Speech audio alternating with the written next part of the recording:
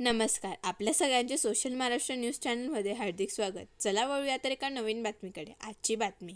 धुळे जिल्हाधिकारी कार्यालयातील अभिलेख शाखेतील सहाय्यक महसूल अधिकारी विश्वनाथ चौधरी यांच्यावर दिनांक 6 रोजी त्यांच्याकडील कामाच्या संदर्भात संबंधित अर्जदार यांना अभिलेख शाखेतील मागणीनुसार नकला पुरविण्यासाठी कार्यालयाच्या बाहेर झेरॉक्स काढण्यासाठी जात असताना आरोपी ॲडव्होकेट प्रवीण कुमार परदेशी यांनी प्राणघातक हल्ला करून मारहाण केली आहे.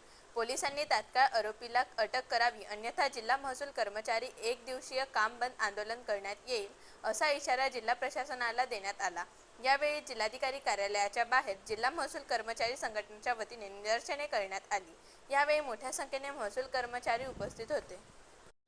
6 जून 2025 रोजी आमचे सहाय्यक महसूल कर्मचारी हे त्यांच्या कर्तव्यावर हजर असताना व एका कामाची जी अभिलेख कक्षामधून अर्जदाराने जी मागणी केलेली होती ती त्याची माहिती देण्यासाठी दादू झेरॉक्स हे जिल्हाधिकारी कार्यालयासमोरील या ठिकाणी गेले असता यापूर्वी त्यांना धमकी दिलेले ॲडव्होकेट प्रवीण कुमार परदेशी यांनी त्यांना त्या ठिकाणी पाहिलं आणि त्यांना डायरेक्ट मारहाण करण्यास सुरुवात केली.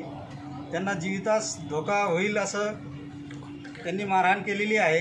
त्यांना यापूर्वी देखील धमकी दिलेली होती आणि त्यांनी त्या ठिकाणी त्यांनी बाहेर तू भेट, मी तुला जीवे मारेल अशी धमकी दिलेली होती आणि त्याप्रमाणे त्यांनी दिनांक 6 जून रोजी श्री विश्वनाथ चौधरी यांना दादू झेरॉक्स समोर मारहाण केली.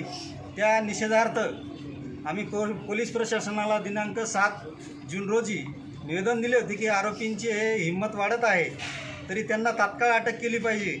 शासकीय कर्मचाऱ्यांवर वारंवार धुळे जिल्ह्यामध्ये हल्ले होत आहेत आणि पोलीस प्रशासनाकडून कोणतीही प्रकारची दखल घेतली जात नाही. गुन्हा दाखल होऊन 2-2 दिवस होतात तरी देखील आरोपी हे मोकाट फिरत आहेत. त्यामुळे आरोपींची हिंमत वाढत आहे.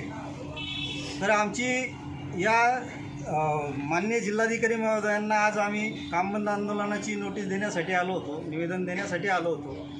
परंतु जिल्हाधिकारी महोदयांनी आम्हाला आत्ताच आश्वासन दिलेलं आहे की आरोपींना आम्ही तात्काळ अटक करण्यासाठी मी माननीय पोलीस अधीक्षक यांना बोलते. त्याप्रमाणे आम्ही माननीय जिल्हाधिकारी महोदय यांनी आश्वासन दिल्यानुसार आजचं कामबंद आंदोलन जे आहे ते तूर्त स्थगित करीत आहोत. परंतु आरोपीला जर कधी आणखी पुढे अटक झाली नाही तर आम्ही पुन्हा आंदोलनाच्या भूमिकेवर ठाम आहोत आणि सदरचे आंदोलन हे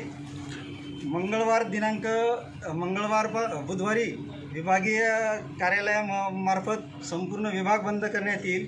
त्यानंतर राज्य देखील बंद करण्याचं महसूल कर्मचारी संघटनेच्या अध्यक्ष यांनी आम्हाला आश्वासन दिलेलं आहे. आरोपीला जर अटक झाली नाही तर आम्ही आमच्या भूमिकेवर ठाम आहोत.